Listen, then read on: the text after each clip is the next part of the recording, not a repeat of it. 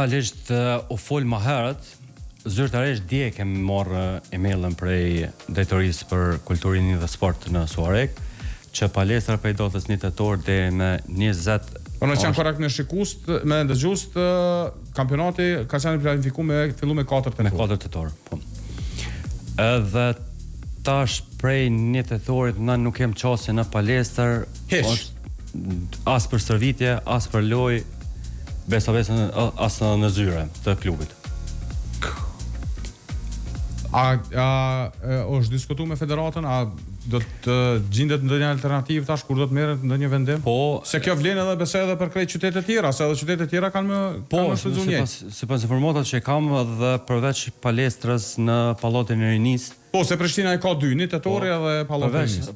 Palestrat tjera gjitha janë në vend numërime të votave për asamblesë, që do të thotë nuk ka palestra që mundet me u shfrytzu në çfarë periudhe.